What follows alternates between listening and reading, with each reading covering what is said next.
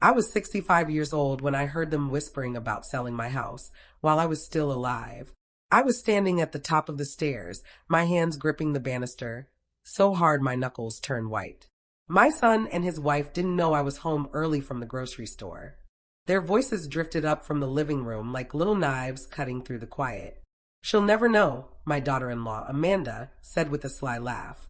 "Yeah, we can just make it seem like it's for her own good," my son, Brian, replied. "Once the papers are signed, she can't do anything." "Good," Amanda said. "The sooner we sell, the sooner we can buy that beach house. She's just taking up space here." My knees felt weak. My chest ached like someone had punched me. That house wasn't just wood and bricks. It was my whole life. My late husband, John, had built it with his own two hands. We raised Brian here. Every corner had a memory, and they wanted to take it from me before I was even gone. I didn't make a sound. I didn't cry. I didn't storm downstairs and scream at them.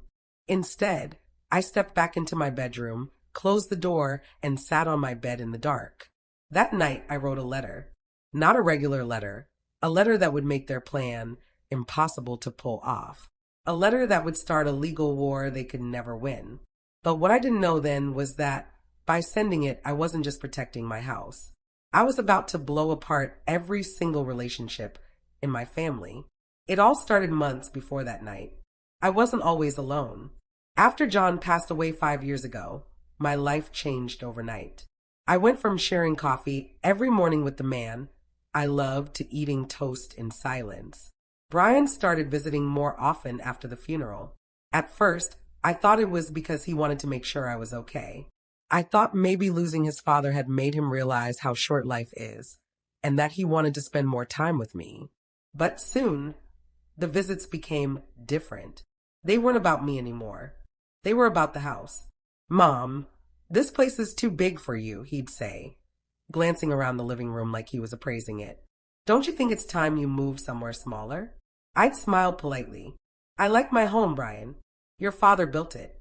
He'd sigh and change the subject, but I could feel the pressure building each time. When Amanda joined in, things got worse. She was charming at first, bringing me little gifts, complimenting my garden, offering to cook. But the compliments were always followed by little suggestions. "You'd be so much happier in a retirement condo," she'd say sweetly. "No stairs to climb, and you wouldn't have to worry about repairs." I'd nod, but my heart would twist. I knew what she meant. The truth was, I didn't have much money besides the house. John had left me a small pension, but it barely covered my bills. The house, however, was worth a lot, more than I'd ever imagined. And they knew it. I tried to ignore it. I kept myself busy with my knitting club, church meetings, and volunteering at the library. I believed, maybe foolishly, that family would never betray family. Then one afternoon, I came home from the library to find Amanda in my bedroom. She jumped when I walked in. "Oh, I was just looking for the bathroom," she stammered. "The bathroom is downstairs," I said slowly, watching her face turn red. She laughed nervously and slipped past me. But something in my gut told me she hadn't been lost. She'd been searching. After that, I started noticing little things. My bank statements were missing from the mail pile. My birth certificate wasn't in the drawer where I kept it. And Brian, he was asking more and more about my will. One evening, over dinner, he asked outright, "Mom, have you made arrangements for the house? You know, just in case something happens." I put down my fork. "Brian, I'm fine. And the house isn't going anywhere." He smiled, but his eyes didn't. The night I heard them plotting, everything clicked into place. They weren't just hoping I'd sell. They were going to try to do it without me. I spent that entire night thinking. My mind went over every conversation, every suspicious thing I'd noticed, every piece of paper that had gone missing. And I remembered something my friend Linda once told me. If you don't write things down, people can twist your words. But if you put it in writing and make it legal, they can't touch you. So I wrote. It wasn't an angry letter. It wasn't full of insults or threats. It was calm, clear, and direct. I stated that under no circumstances was my house to be sold, transferred, or mortgaged without my written consent. I signed it in front of witnesses, had it notarized, and sent copies to my lawyer and the county records office. By the time Brian and Amanda made their move, the law would be standing in their way. But that letter did more than protect me. It lit a fire I couldn't put out. The days that followed were strange. Brian didn't call as much, and Amanda stopped coming by altogether. I didn't know if they discovered the letter yet, but something in their tone told me they were planning something new. Then, one sunny afternoon, I saw a black car pull into my driveway. Out stepped a man in a suit, carrying a thick folder. He smiled, but it wasn't the friendly kind of smile. "Mrs. Miller?" he asked. "Yes," I said, clutching the edge of the door. "I'm here to discuss the sale of your property." My heart slammed in my chest. The man in the suit adjusted his tie and held out a business card. "Mark Hastings, Real Estate Acquisitions," he said. His voice was smooth, like he'd said this introduction 1,000 times before. "I understand you're looking to sell your home. I have an offer that might interest you." I stared at the card without taking it. "You understand wrong," I said, my voice firm.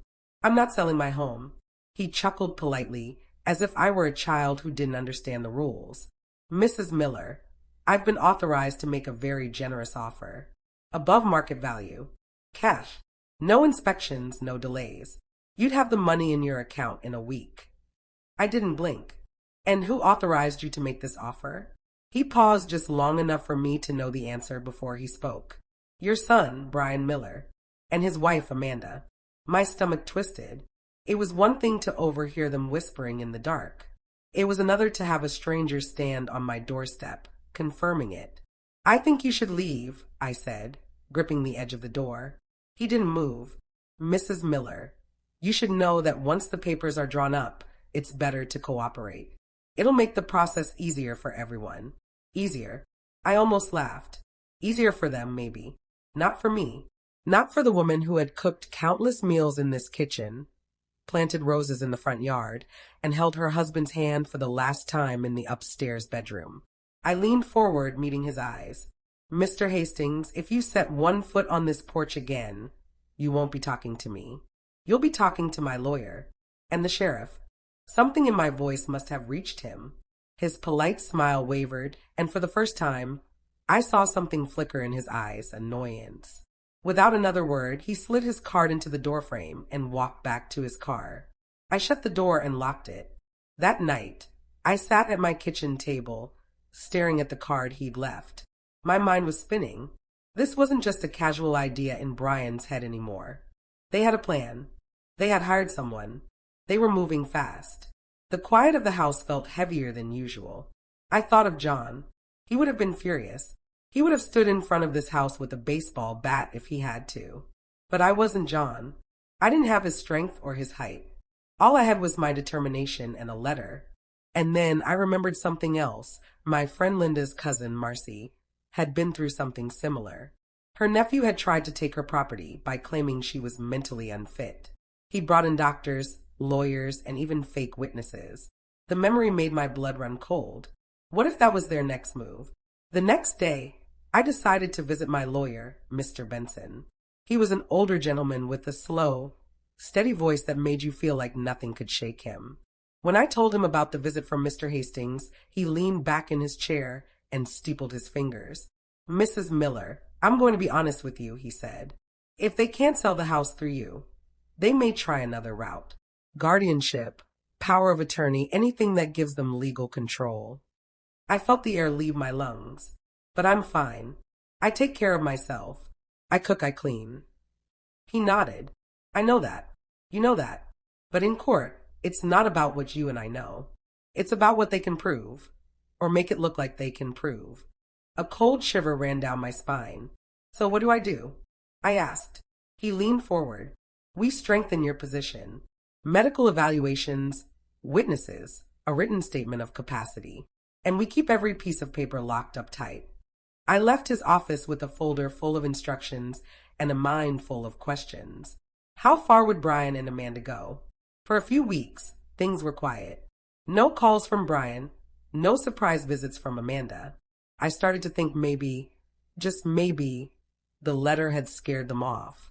Then came the invitation. It was a simple white envelope in my mailbox, addressed in Amanda's neat handwriting. Inside was a card. "Dinner at our place. Let's talk. We miss you. Love, Brian and Amanda.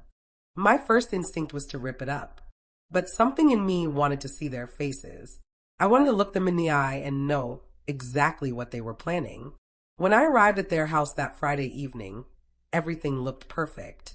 Candles on the table, music playing softly in the background, the smell of roast chicken in the air. Amanda greeted me with a warm hug, as if she hadn't been plotting to steal the roof over my head. We made small talk over dinner, the weather, the new cafe that had opened downtown, a funny story about their neighbor's dog. But I could feel it coming. That moment when they'd stop pretending. It came with dessert. Brian set down his fork and looked at me with what he must have thought was sincerity. Mom, we've been thinking a lot about your future. We just want to make sure you're taken care of. I sipped my coffee slowly. My future is fine where it is. Amanda leaned in. We've been talking to some professionals, and we think selling the house is the smartest move. We can put the money into a trust for you. You'd never have to worry about bills again. I set my cup down. And where would I live? Brian smiled. With us, of course. You'd have your own room. We'd all be together. The way he said together made my skin crawl. I pushed my chair back and stood. I'm not selling, and I'm not moving in here. End of discussion. Amanda's smile didn't falter, but her eyes hardened. You might not have a choice, Mrs. Miller. The room went silent. My pulse pounded in my ears. I wanted to ask her what she meant, but I didn't have to. Because at that exact moment, the front door opened and two men in uniform stepped inside. Mrs. Miller, one of them said, glancing at a clipboard. We need to speak with you about a court order. The taller officer stepped forward, his boots heavy on the hardwood floor. Mrs. Miller, this is a temporary guardianship order, he said, holding out a piece of paper stamped with an official seal. It was issued this morning by the county court. I didn't take it. My fingers curled into my palms. Guardianship? What are you talking about? He cleared his throat, glancing at Brian and Amanda. It states here that due to concerns about your ability to manage your personal and financial affairs, your son Brian Miller has been appointed as your temporary guardian. My ears rang. That's nonsense. I'm perfectly capable. I do everything for myself. The shorter officer spoke up. Ma'am, our job isn't to decide that. Our job is to inform you of the court's decision and make sure you understand the terms. Amanda stepped forward with that sugar-sweet smile that now made my stomach turn. Mom, this is just to help you. You've been forgetting things, misplacing important documents. We want to protect you. I turned on her. You mean protect the house? The taller officer shifted uncomfortably. Ma'am, the order allows your guardian to make decisions on your behalf, including financial ones. That would include property. I could feel my heart pounding so hard it almost hurt. I want to speak to my lawyer. Right now. The officer nodded. You can, but the order is effective immediately. We'll need you to cooperate until the hearing next month. Hearing? A whole month where Brian could do whatever he wanted with my affairs. A month where my home was in danger. Back at my house that night, I didn't sleep. I kept walking from room to room, touching the furniture, the photos, the things John and I had built together. I thought about the letter I'd written, the legal protections I thought were solid, and I realized something awful. If Brian had guardianship, he could override all of it. I called Mr. Benson the next morning. He listened quietly, then sighed. Mrs. Miller, we'll challenge this immediately. But I need evidence, strong evidence, that you are of sound mind and capable of handling your own affairs. I'll do whatever it takes, I said. That afternoon, he arranged for a medical evaluation.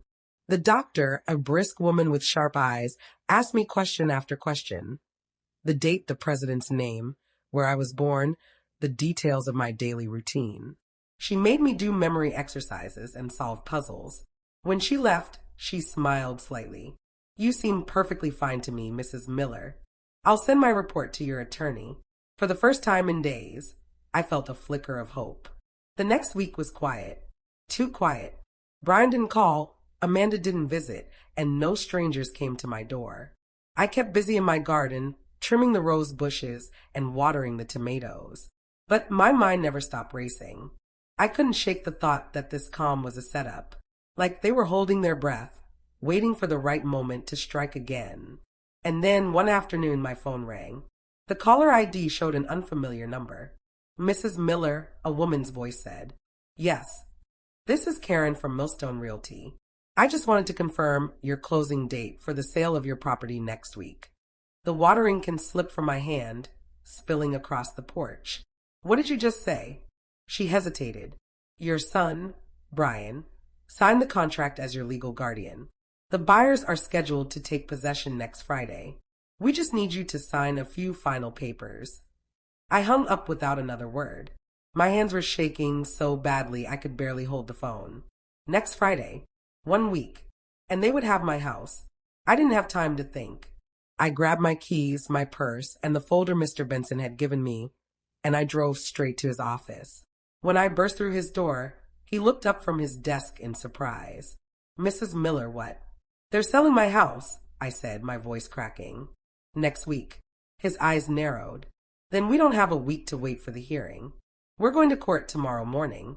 The next morning, the courthouse smelled faintly of old wood and coffee. I sat at the long table beside Mr. Benson, my palms damp against the polished surface. Across from us, Brian and Amanda sat with their attorney, a smug man in a navy suit who looked like he enjoyed taking things from people who couldn't fight back. The judge, a woman with steel gray hair and eyes that missed nothing, entered the room. Everyone stood. When she sat, the gavel came down with a sharp crack. Case of Miller versus Miller, she said, scanning the papers before her. We are here to address a challenge to a temporary guardianship order and to consider a motion to halt the sale of the protected party's property. Mr. Benson rose smoothly. Your Honor, my client, Mrs. Margaret Miller, is a fully capable adult who has lived independently for years. The petition for guardianship was filed without her knowledge and based on false claims about her mental state. We have medical evidence and witness testimony proving she is competent. Brian's attorney stood next. Your Honor, our position is that Mrs. Miller has shown signs of confusion, misplaced important financial documents, and made decisions that put her well-being at risk. My client acted out of concern for his mother's safety and stability. The judge's gaze shifted to me. Mrs. Miller, do you have anything you'd like to say? I rose slowly. My knees felt like they might give out, but my voice was steady. Your Honor, I have lived in my home for over 40 years. I pay my bills. I cook my meals. I remember my late husband's birthday, my son's favorite foods, and the smell of every rose bush in my garden. I am not confused. I am not incompetent. I am simply being pushed out of my own life. A hush fell over the room. Even Brian avoided my eyes. Mr. Benson called the doctor as a witness. She testified clearly. In my professional opinion, Mrs. Miller is of sound mind and capable of making her own financial and personal decisions. Then came the second witness, my neighbor, Mrs. Green. She told the court how she saw me every morning tending my garden, driving to the store, volunteering at the library. If she's incompetent, then I must be too, she quipped, earning a small ripple of laughter in the courtroom. Brian's attorney tried to poke holes in the testimony, but it was like throwing pebbles at a brick wall. Finally, Mr. Benson presented the notarized letter I'd written weeks earlier, stating clearly that my property could not be sold without my written consent. This letter was recorded with the county, he said. Even if guardianship were justified, which it is not, the sale in question would violate a legal restriction already in place. After hours of testimony, the judge leaned back in her chair, her face unreadable. I will review the evidence and issue my ruling this afternoon, she said. In the meantime, the sale of the property is temporarily halted. Relief swept through me like a cool breeze, but it was tangled with something else, dread, because I'd seen the way Amanda squeezed Brian's hand as they left the courtroom. This wasn't over for them. Not even close. Mr. Benson and I went to a small cafe across the street to wait for the decision. I tried to sip my tea, but my hands wouldn't stop trembling. Do you think she'll side with us? I asked. He didn't sugarcoat it. I think the evidence is strong, but I also think your son is determined. If we win today, they'll try another way.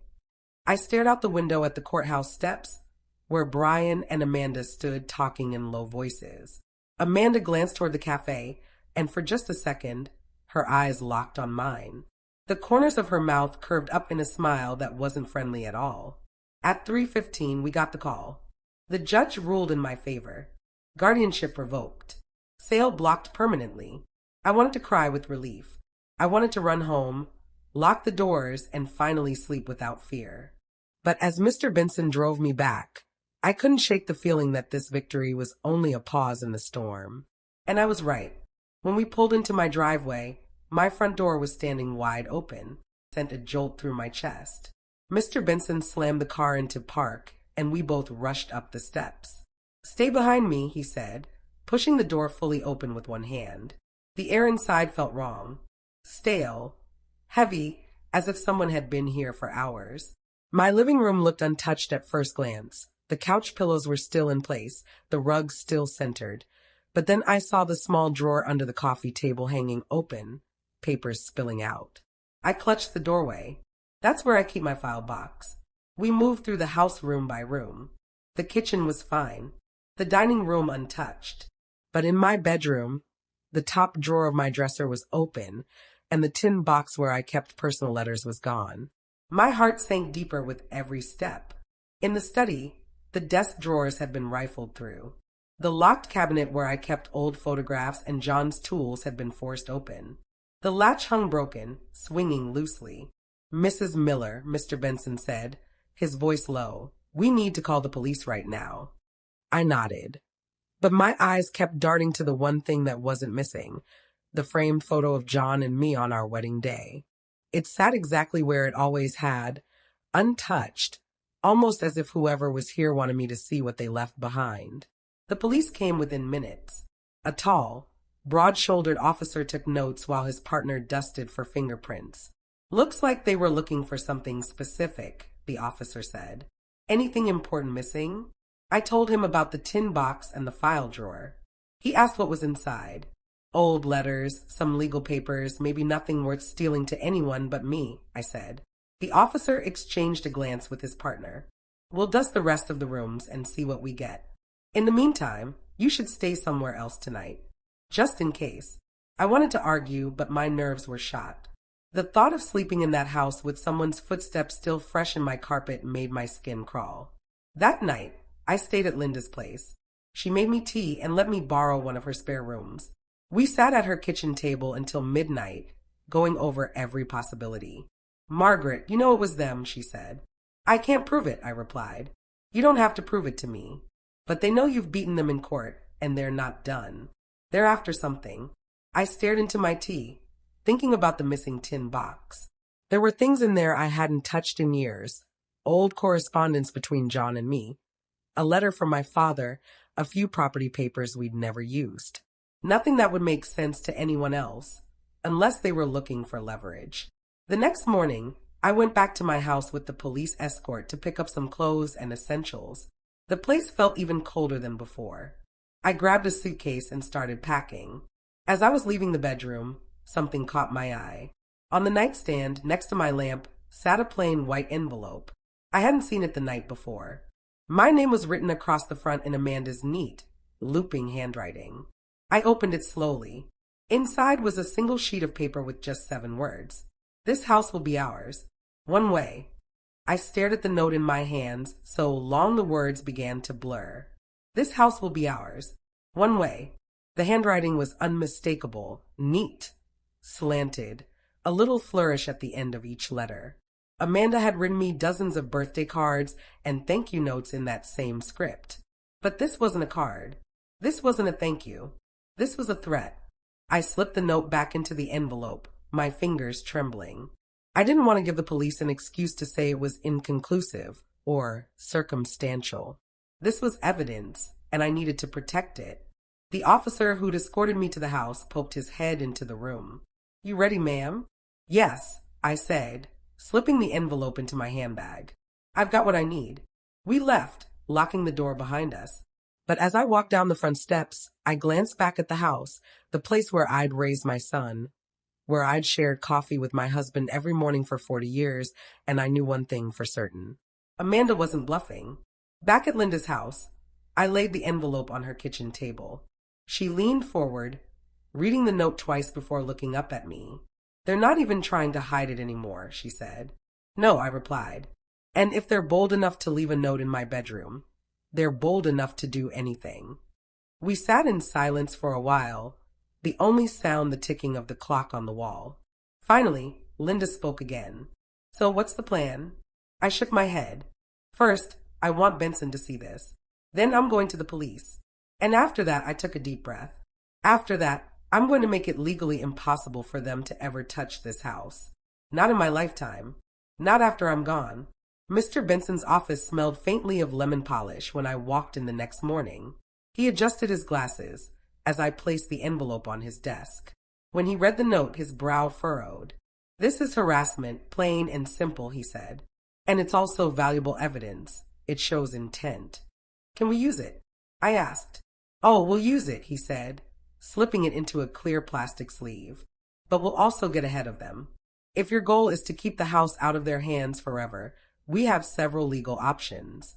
One is to put the property into a living trust with a designated beneficiary who is not Brian. Another is to transfer partial ownership to someone you trust completely, someone who can't be pressured or manipulated." Linda's name was on my lips before he'd even finished. "She'd help me in a heartbeat," I said. Benson nodded. "That would make it significantly harder for them to sell or seize the house. They'd need both owners' consent. And if something happened to you, she'd still control the property." It wasn't a perfect solution. It meant giving up sole ownership of my home. But the alternative was watching it slip away into the hands of people who saw it as nothing more than a paycheck. While Benson began drafting the paperwork, I went to the police station with the note. The officer at the front desk listened patiently, then took my statement and made a copy of the letter for their file. "This may fall under harassment or intimidation," he said, "but without a direct threat of harm, it's a tricky case. Still, we'll add it to the ongoing report about the break-in." It wasn't the decisive action I wanted, but it was something. And something was better than nothing. For the next week, I stayed at Linda's. We turned her spare room into my little sanctuary. A dresser for my clothes, a corner table with my knitting basket, even a small plant on the windowsill. But no matter how comfortable she made it, I felt like a guest in my own life. At night, I'd lie awake thinking about the house, about the creak of the third stair, the smell of the roses outside the kitchen window, the little scratch in the hallway floor where John had dropped a toolbox. I thought about how Amanda must have walked through those rooms during the break-in, her eyes scanning for whatever she could take. And I thought about Brian, my boy, the child I had fed, clothed, and stayed up nights worrying about. The child I had sacrificed for. The man who now stood on the other side of a battle line I never thought would exist between us. It made my chest ache in a way that was worse than fear. This wasn't just about property. It was about betrayal that cut down to the bone. On the morning of the trust signing, Linda drove me to Benson's office. We were early, so we stopped for coffee at the little cafe around the corner. I was halfway through my latte when the door opened and in walked Brian. He spotted me instantly. For a second, we just stared at each other. Then he crossed the room, ignoring Linda's glare. "Mom," he said quietly, "what are you doing?" "Protecting myself," I replied. His jaw tightened. "From me?" "Yes," I said. My voice didn't shake. He looked down at the table, then back at me. "You think Amanda's the problem, but she's not. I am. I'm the one who started this." The words hit me like a slap. He didn't sound angry. He sounded certain, like it was a fact and he'd made peace with it. Before I could respond, he leaned closer. "This isn't over. You're making it harder, but it's not over." Then he walked out, leaving the door swinging shut behind him. The trust paperwork was signed an hour later. Half the house was now in Linda's name. I felt lighter, safer, but only for a moment. That evening, as I unpacked my things back at Linda's, my phone buzzed with a text from an unknown number. It was a picture of my house, taken just minutes ago from the driveway. And in the corner of the frame, barely visible but unmistakable, was Amanda's hand holding the phone. The picture burned into my brain, my house, my driveway, the edge of Amanda's hand in the corner. She wanted me to know she was there. She wanted me to see her watching my home like a hawk circling above prey. My first instinct was to call the police, but my fingers froze over the phone. I knew how that would go. An officer would write up another report, tell me it wasn't technically illegal to stand in a driveway and take a picture, and suggest I be cautious. Cautious didn't feel like enough anymore. I forwarded the picture to Linda. Within minutes, she was in the doorway of my room at her house. "This is getting worse," she said, holding her phone like it was something poisonous. "They're not even trying to hide it," I said. "It's like they want me to feel cornered." She sat on the edge of the bed. "They do want that. They want you scared, tired, and ready to give up." I shook my head. Then they picked the wrong woman. The next morning, I took the photo straight to Mr. Benson. He studied it without saying a word, then tapped the desk with his pen. "This isn't a legal violation," he admitted. "But combined with the break-in, the note, and the guardianship stunt, it paints a picture of harassment. I can file for a restraining order." "Do it," I said without hesitation. He looked at me for a long moment. "Mrs. Miller, a restraining order will make things official. But sometimes people like this, when they feel their power slipping, they escalate." I met his eyes. "Let them. I'm done being afraid." For the rest of the week, I kept to a careful routine. I stayed at Linda's, went to the library to volunteer, and checked on the house only when I knew the police could meet me there. I thought maybe the restraining order filing would cool things down. But by Thursday, I realized that was wishful thinking. It started small, a single black SUV parked down the street from Linda's. I saw it through the curtains one night, engine running. The next day, it was there again, parked in the same spot. When I mentioned it to Linda, she frowned. "Could be coincidence, or it could be them keeping tabs on you." I called the police to report the suspicious vehicle. By the time they arrived, it was gone. That weekend, I decided to go to church for the first time in weeks. I needed something steady, something familiar. The hymns, the smell of old wood pews, the soft hum of voices, it all reminded me of the years before this storm had blown into my life. After the service, as I was talking to a few friends in the foyer, I felt a shift in the air. The voices around me seemed to fade, replaced by the slow, deliberate sound of heels clicking across the floor. I turned, and there she was, Amanda. She was dressed in pale blue, a color that would have seemed innocent on anyone else. She smiled warmly at the people she passed, like she belonged here. Then her eyes found mine, and the warmth disappeared. She walked straight toward me. "Margaret," she said softly, like we were sharing a private joke. "You've been busy." I stepped back. "And you've been trespassing." Her smile didn't waver. "I told you, one way or another, that house will be ours. You can put it in Linda's name, in 10 people's names, but when you're gone, we'll still get it."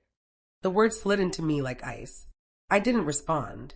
I just turned and walked out, my heart pounding so hard I thought I might faint before I reached the door. That afternoon, I told Benson exactly what she'd said. He was already in the middle of preparing the restraining order, but he added her church confrontation to the file. "This helps us," he said. "The more incidents we have documented, the better." Still, I couldn't shake the feeling that Amanda was done hiding behind Brian. She was stepping out in front now, and she was enjoying it. The restraining order hearing was set for the following Tuesday. Linda insisted on driving me there herself. We left early, hoping to avoid seeing Brian or Amanda before the proceedings began. But when we pulled into the courthouse parking lot, my stomach dropped. My house was printed on the side of a "for sale" sign leaning against the back of a truck, and Brian was unloading it. I stared at that "for sale" sign like it was a weapon aimed at my chest. It wasn't just a piece of plastic, it was a declaration. Brian wasn't waiting for my death. He was trying to erase me while I was still breathing. Linda slammed the car into park and flung her door open. "Oh no, not today." Brian looked up from the truck bed, a smug grin already tugging at his mouth. "Morning, Mom," he said, like he was greeting me for brunch. "Take that thing out of here," I said, pointing at the sign. He leaned against the tailgate. "You're not using the house. It's just sitting there falling apart. We're being practical." My voice was shaking, but not from fear. "It's mine. You have no right to put it up for sale." Amanda appeared from the passenger side, sunglasses covering her eyes, but not the smirk curling her lips. You'll thank us later, she said sweetly. Besides, the realtor's already interested. I stepped forward until we were only a few feet apart. If you put that sign on my lawn, I will drag it out myself. And then I'll drag you to court again. Amanda tilted her head. Margaret, you can't keep running to lawyers every time you don't get your way. Eventually, you'll run out of money. Linda stepped between us. She's not out of money, and she's not out of fight. Brian chuckled. You two are adorable. Really? But this is happening. The courthouse security officer must have noticed the tension because he walked over and told everyone to calm down or leave. Brian shrugged, tossing the sign back into the truck bed. But the way he looked at me said it wasn't over, not even close. Inside the courthouse, the restraining order hearing was tense but straightforward. Mr. Benson presented the photos, the break-in report, the church incident, and even Amanda's own words. Amanda sat stiffly, whispering to Brian, while he kept his arms crossed and eyes fixed on the judge. By the end, the judge granted the order. Amanda and Brian were to stay at least 100 yards from me, my house, and Linda's home. It was a small victory, but victories against people like them were rare, and I clung to it like a life raft. The next 2 weeks were quiet, unnaturally quiet. No strange vehicles, no break-ins, no letters, no Amanda lurking in public places. I almost started to believe they'd accepted the court's decision. Linda, ever the realist, didn't trust it. They're regrouping, she warned. Don't let your guard down.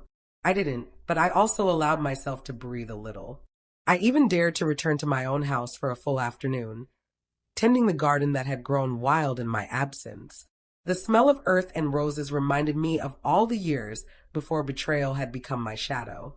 One Saturday, I decided to sort through the attic. Old boxes, forgotten clothes, dusty furniture. It was a quiet, almost comforting task. Until I found the envelope. It was wedged between 2 old photo albums, yellowed with age but sealed shut. My name was on the front, in my husband David's handwriting. Hands trembling, I sat down on the attic floor and opened it. Inside was a letter, dated 10 years before he died. Margaret, if you're reading this, it means you've been forced to defend what's yours. I don't know when, but I know Brian. I know his weakness for money, and I know Amanda will feed it. I read on, my heart pounding. The letter explained that David had drawn up a second will, one that included provisions to protect me from being forced out of the house or financially exploited by family. He'd hidden the original copy in the safe deposit box at the bank, and he ended it with, "Don't let them scare you. You were always stronger than both of them put together." The next morning, I took the letter to Mr. Benson. He read it twice, then looked up at me with something like awe. "This changes everything," he said. "If we can get that will, we can lock this house beyond their reach for good." But he paused. "If they find out we have it before we secure it, they'll do everything they can to destroy it." I nodded slowly. Then we moved fast, quietly. On Monday, Linda drove me to the bank. My stomach was in knots, but I was ready. I thought we'd get in, retrieve the will, and be out in 20 minutes. But when the bank manager opened the safe deposit box, it was empty. And in its place was a single slip of paper with 4 words written in thick black marker. "Too slow, old lady." The words swam in my vision. "Too slow, old lady." I stared at the note as if I could burn it just by glaring. My chest felt tight, my breath shallow. That was David's will. My last line of defense, and it had been right here for 10 years. Now it was gone. Linda snatched the paper from my hands. "They were here," she whispered, fury creeping into her voice. "They were in this bank." The bank manager stammered something about security protocols and restricted access, but I barely heard him. My mind was already racing, imagining Brian with that smirk, Amanda leaning over his shoulder, laughing as they read the letter meant for me. "They can't just—" I stopped mid-sentence. "No, they can just. They've already proven it." Mr. Benson's jaw was set. "We need the security footage. Today." The manager hesitated. "I'll have to check with corporate before releasing anything." Linda leaned forward, her tone sharp as glass. "You check while we sit right here." 2 hours later, we were in a small back office, watching grainy footage on a monitor. The date stamp read 3 days ago. The video showed a man and a woman walking up to the safe deposit box room.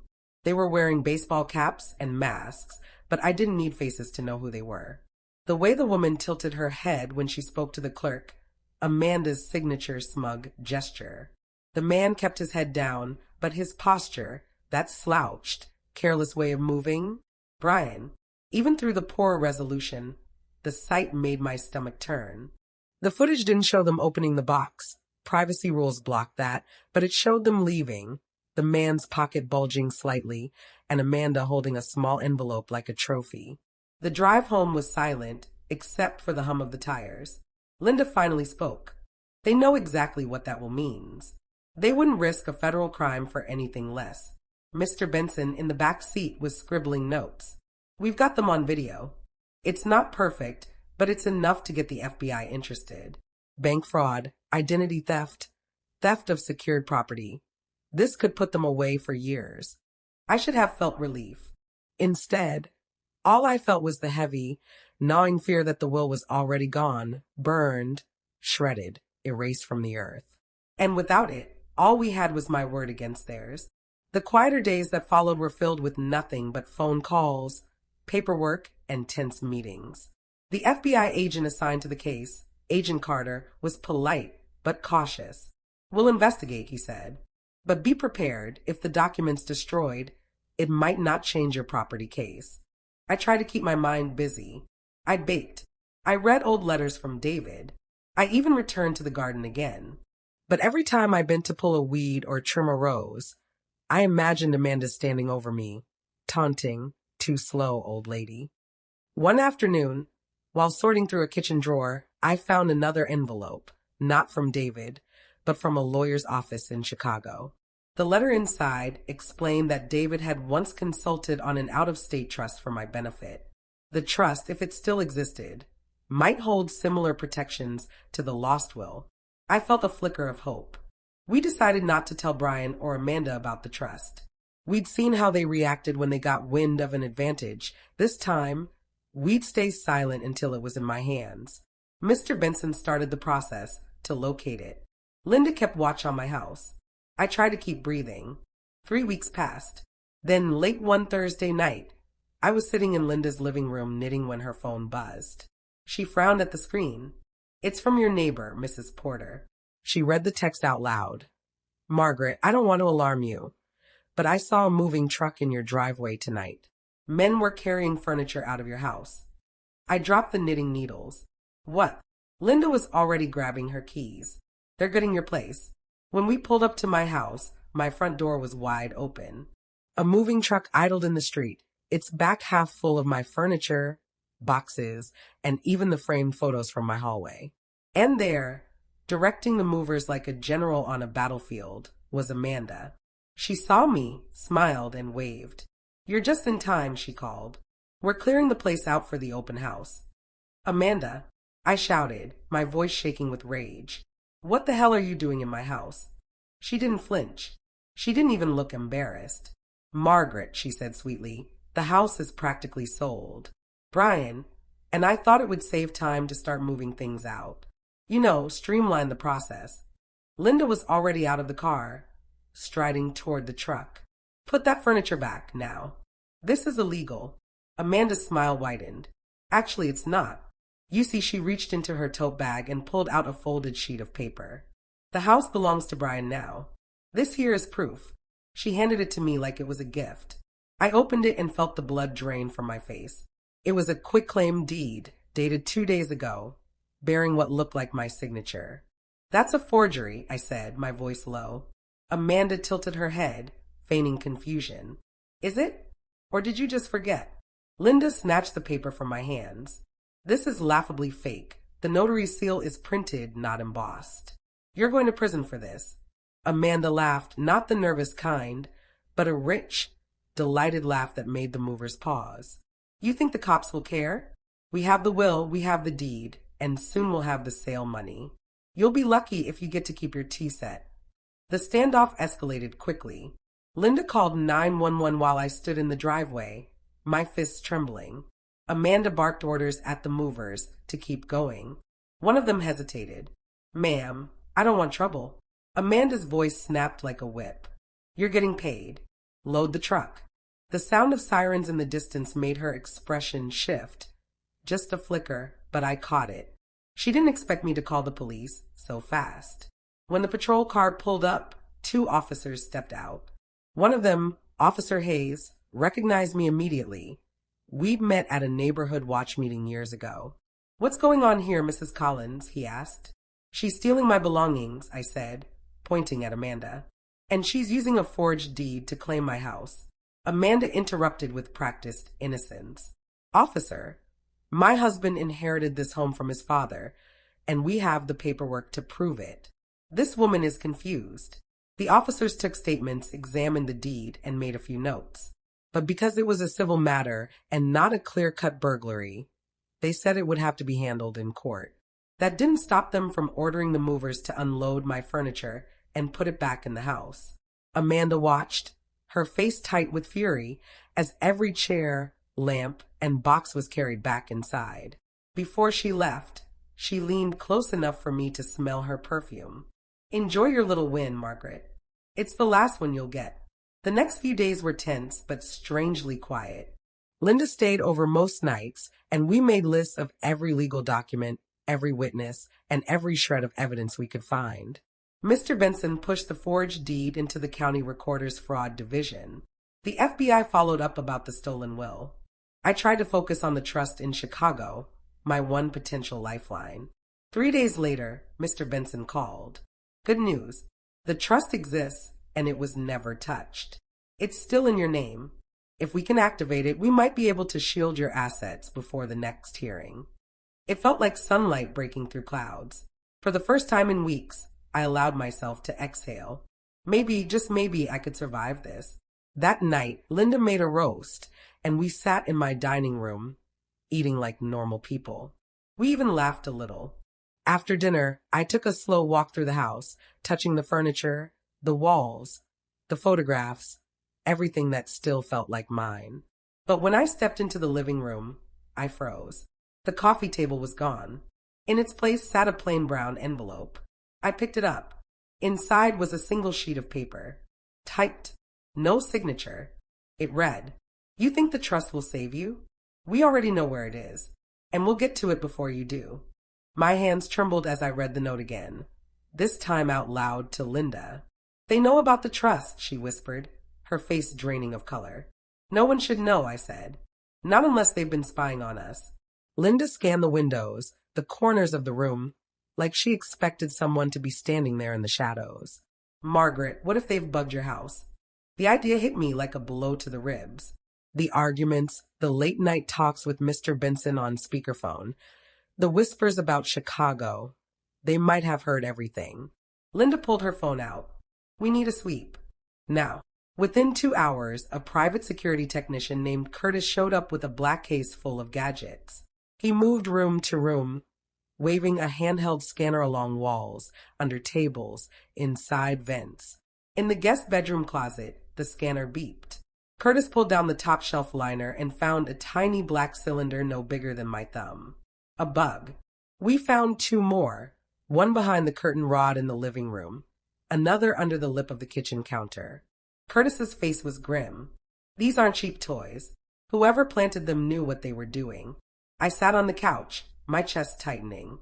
Every word I'd said for weeks. Amanda and Brian could have heard it all. We bagged the bugs for evidence and called Mr. Benson. He was furious. "This crosses into criminal territory. I'll get a private investigator involved." That night, I didn't sleep.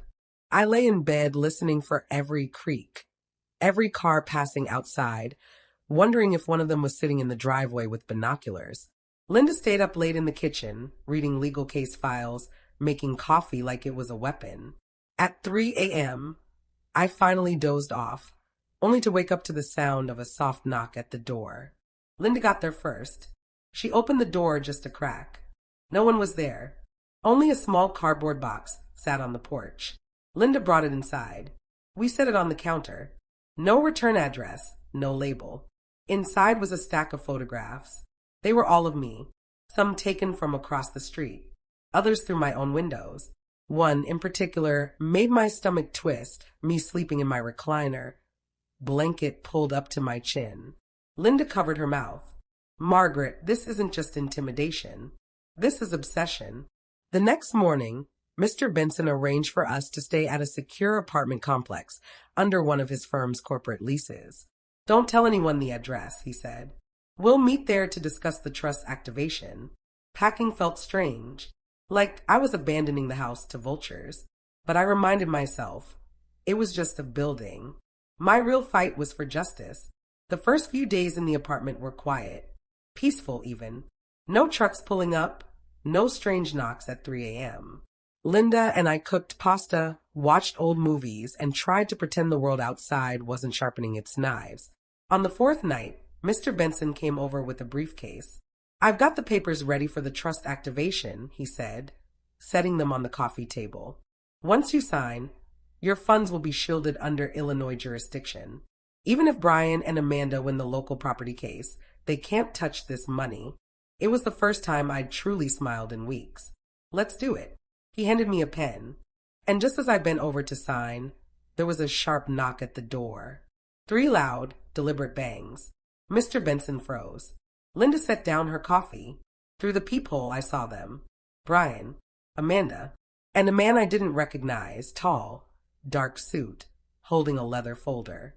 I didn't open the door right away. Brian's voice came muffled through the wood. Mom, we need to talk. Now. Amanda's was sharper. We know you're in there. You can't hide forever. Mr. Benson gestured for me to step back. He unlocked the deadbolt but left the chain in place, cracking the door just enough to see their faces. What business do you have here? He asked. The tall man stepped forward. I'm Richard Allen, representing Brian and Amanda Miller. We have urgent legal documents for Mrs. Miller's immediate attention.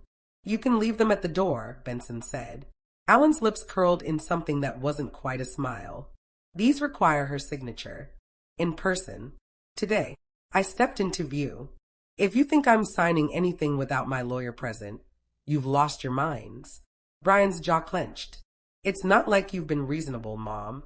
Amanda, dressed in a cream blazer like she was heading to a charity brunch, leaned closer to the gap. You're making this harder than it needs to be. Sign the papers and we can avoid more unpleasantness. The way she said unpleasantness made the hairs on my arms rise. Mr. Benson pushed the door shut an inch. My client will review any legal matter through the proper channels. Now leave before I call building security. Allen didn't flinch. We'll be in touch very soon. And next time we won't be asking. They left the papers wedged in the doorframe and walked away, slow and deliberate, like they wanted us to watch. Inside, we spread the papers on the coffee table. Benson scanned the first few pages, his brows knitting tighter. This is an emergency petition to declare you mentally incompetent, Margaret. If granted, they can take over your financial decisions. My stomach dropped. They're trying to get power of attorney. Linda gasped. That's evil. It's calculated, Benson said. They're building a case using your age, the recent stress, probably whatever they've overheard from those bugs. They'll try to frame it as you being unable to manage your affairs. I sat back, numb. It wasn't enough for them to take the house. They wanted me. The next few days were a blur of depositions, document filings, and constant calls between Benson's office and the court clerk. He moved fast, but so did they. Meanwhile, I felt the walls of the apartment closing in. I couldn't go out without scanning every car. Couldn't answer the phone without expecting a disguised voice. On the 5th night, Linda convinced me to take a walk around the block just to breathe fresh air. We stayed within sight of the building, talking about mundane things, recipes, the weather, anything to keep our minds off the war. When we came back, the door to the apartment was ajar. Not just unlocked, standing wide open. Inside, the lights were on, the coffee table bare. And Mr. Benson's briefcase, which had been full of trust paperwork when we left, sat empty in the middle of the floor. For a full minute, none of us moved. Linda stood frozen in the doorway, her breath shallow. Mr. Benson's briefcase sat in the middle of the carpet like it had been dropped there on purpose, a message, not a theft. Don't touch anything, Benson said, his voice clipped. He pulled out his phone and called building security. Within minutes, 2 guards arrived, followed by a pair of uniformed officers. They swept the apartment, taking photos of the open drawers, the shifted cushions, the thin layer of dust on the windowsill that now bore the shape of someone's palm. They didn't take valuables, one officer said. No electronics missing. This wasn't a burglary. More like a search. Benson crouched by the briefcase, frowning. They knew exactly what they were looking for, and they knew when we'd be out. My pulse thudded in my ears. Do you think it was them? He didn't answer directly, but the look he gave me was enough. The police left, promising to keep an eye on things, though we all knew they couldn't sit outside my door all night. I sank into the couch. If they have those trust papers. They don't, Benson cut in.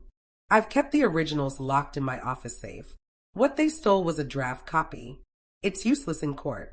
But they don't know that. Linda leaned forward. So maybe we can use that. Benson looked at her. Go on. They think they have something big. Let them believe it. If they're acting reckless, they'll slip up. A slow smile spread across Benson's face. A trap.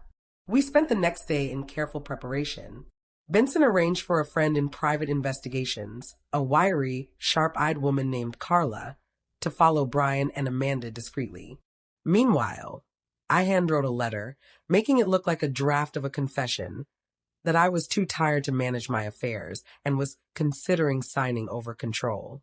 Every word was bait. We made sure it was tucked into the briefcase before Benson forgot it in his office, an office that just happened to be unsecured for a brief window that afternoon. By evening, Carla called with news. Your son's friend picked up the briefcase, took it straight to Amanda's place. They've been in there for hours. I could picture it, Amanda pacing in her kitchen, Brian flipping through my so-called confession, believing they had the final nail in my coffin. The thought made my stomach twist, but I forced myself to hold on to Benson's plan. They'll probably file something with the court soon, he said. And when they do, we'll be ready to shred it to pieces. It was almost midnight when my phone buzzed. Unknown number. I answered. Amanda's voice oozed through the line. You've made this much harder than it had to be, Margaret. But it's fine. We have what we need now. By the end of next week, you won't have a say in anything you own. I didn't reply. She laughed softly. Sweet dreams, Mom. The call ended. I looked at Benson. She's taking the bait. He nodded once. Then we moved tomorrow. The car ride to the bank felt like a chase scene out of a thriller movie. Linda was driving, her knuckles white against the steering wheel, while Benson sat in the passenger seat flipping through his phone, calling every contact he had in finance and law enforcement. I was in the back seat, my hands trembling, heart hammering so hard I could barely breathe. They'll hit the accounts before we can, I whispered. It'll all be gone. Benson turned halfway toward me. Not if we get there first. And even if we don't, I've already filed the emergency injunction electronically. If the judge signs it in time, the bank won't release a cent. What if the judge doesn't? Linda asked, glancing nervously at him. Then we make damn sure the bank manager hears our side before he releases anything. Outside the window, the streets blurred past. A mix of honking horns, flashing lights, and my own memories. Memories of the home I had built with my husband. Memories of Brian as a little boy, running through the yard with a plastic baseball bat, shouting, "Look at me, Mommy." Memories that felt like they were dissolving with every mile we drove. This wasn't just money. It was my life, my dignity, my husband's legacy. And if Brian and Amanda thought they could strip that away while I was still alive, they were about to learn I wasn't done fighting. We screeched into the bank parking lot at the exact moment Brian and Amanda were stepping out of their sleek black SUV. Amanda was in a tailored blazer, sunglasses perched on her head like she was walking into a fashion shoot instead of a theft. Brian held a leather folder under his arm, striding forward with confidence. The second they saw us, Amanda smirked. Well, well. Didn't expect you to keep up, Mom. I opened my mouth, but Benson put a hand on my arm. Not here. Let's go inside. The bank lobby was brightly lit, the kind of place meant to calm customers. But there was no calm now, only tension that thickened with every step toward the manager's office. The manager, a gray-haired man named Mr. Hastings, rose when he saw us. Mr. Miller, he said to Brian. We were just about to... Stop. Benson cut in firmly, flashing his badge as an attorney. Before you move a single dollar, you need to hear from my client. Brian's jaw clenched. This is harassment. This is the law, Benson countered, handing over a copy of the emergency motion he'd filed. You move that money without considering this injunction.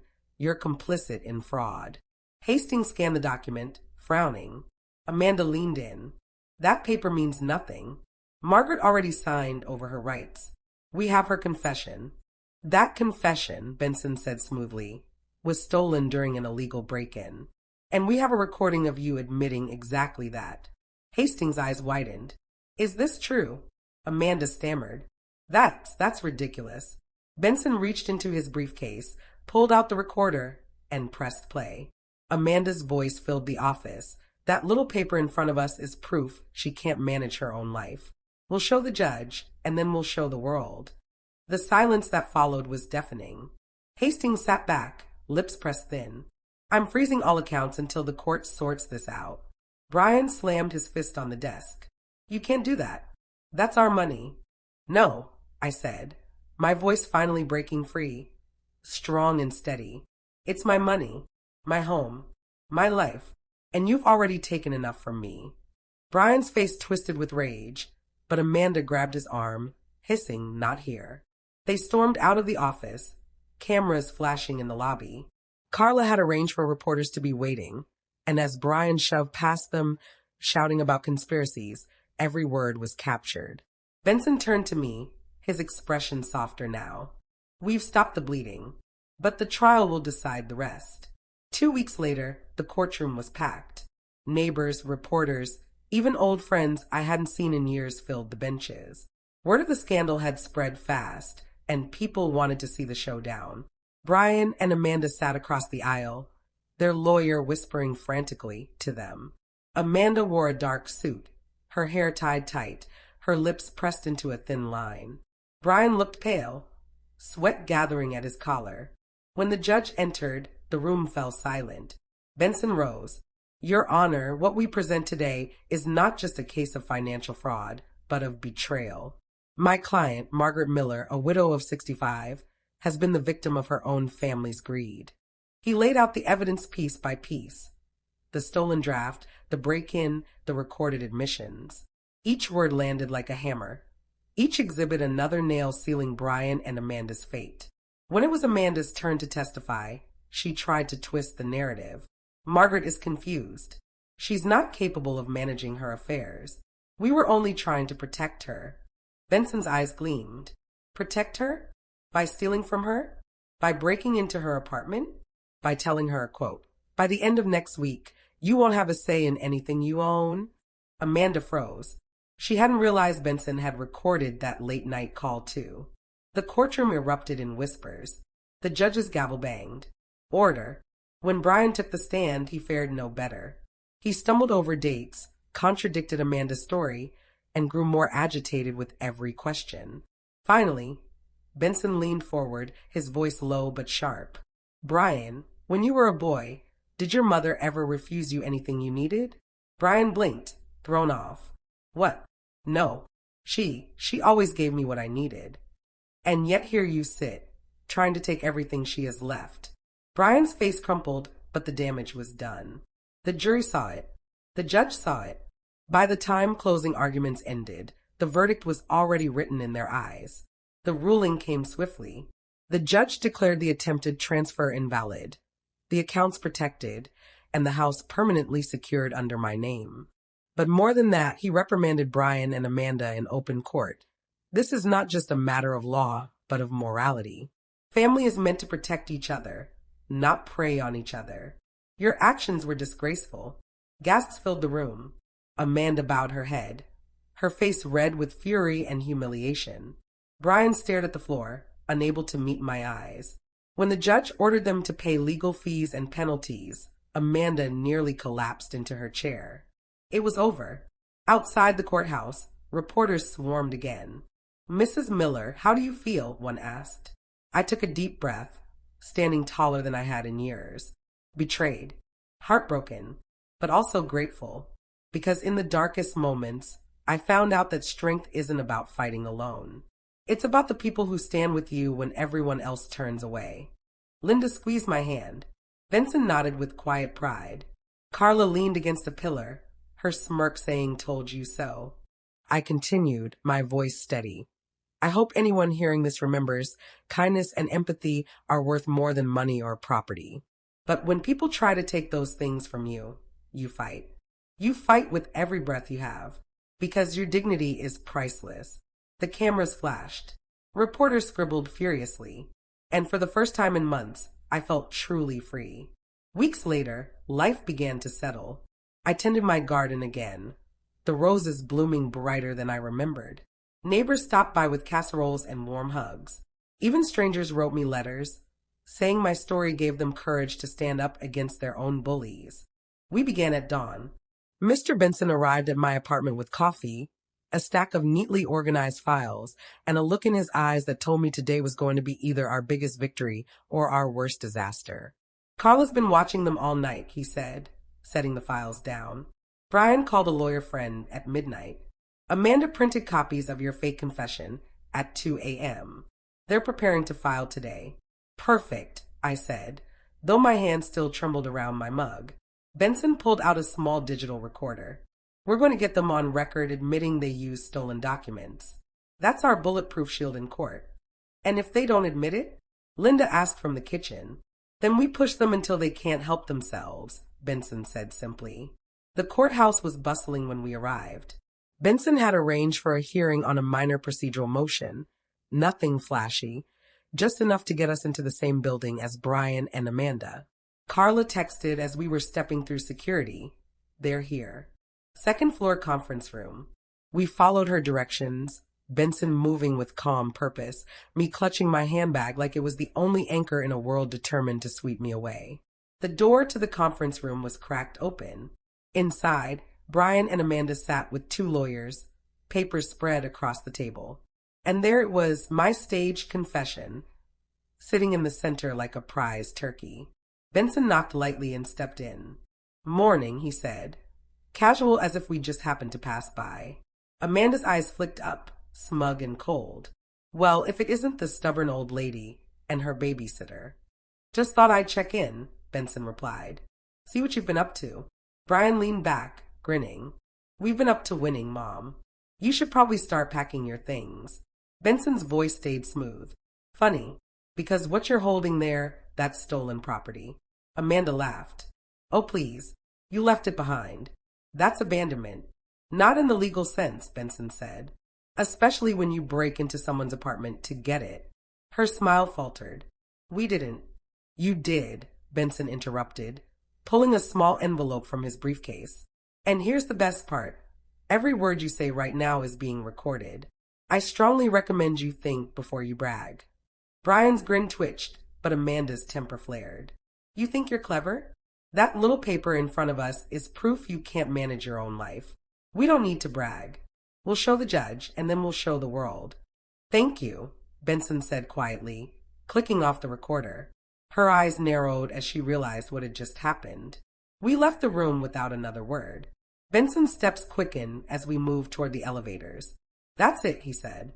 "We've got them admitting possession of stolen property in a courthouse. This case is ours." But just as we were about to step out of the building, Carla appeared from the crowd, her face tense. "They know," she whispered. "Brian's on the phone with the reporter right now. They're going to spin this. Make you look like a confused old woman who's being manipulated by her lawyer." My stomach nodded. "A reporter?" "Channel 7, Carla confirmed. "They've already got a crew outside." Benson's jaw tightened. "Then we flip the story before they do." The courthouse steps were a wall of flashing cameras. Microphones were shoved toward me before I even reached the sidewalk. "Mrs. Miller, is it true you've been declared mentally incompetent?" one shouted. "Did you abandon your property, Mrs. Miller?" another yelled. I froze under the barrage, but Benson stepped in, holding up a hand. "We'll make a statement." The crowd hushed just enough for his voice to carry. "This morning, my client and I had a productive meeting, during which her own son and daughter-in-law admitted to possessing documents they stole from her residence. We have the recording. We have the witnesses. And when we present it in court, you'll see exactly who's trying to manipulate whom. Gasps rippled through the reporters. Cameras swung toward Brian and Amanda, who had just stepped outside. Brian tried to laugh it off, but Amanda, red-faced and glaring, shouted over the crowd. "She's lying. That woman doesn't even know what day it is." The microphone surged toward her. "Do you deny taking the documents from her home?" Amanda hesitated, just long enough for every camera to catch it. Benson leaned toward me and murmured, "We just turned the tide." But before I could take a breath of relief, Carla's phone buzzed. She glanced at the screen and her expression went grim. "They're not backing down," she said. "They're heading to the bank right now. I think they're trying to pull funds from your joint accounts before the court can freeze them." The noise of the reporters faded under the pounding in my ears. Benson's face hardened. "If they succeed, we'll win the case but lose the money. We have to stop them today." And just like that, the courthouse victory turned into a race against time. Brian never called. Amanda never wrote. They drifted away. Their empire of greed collapsed into silence.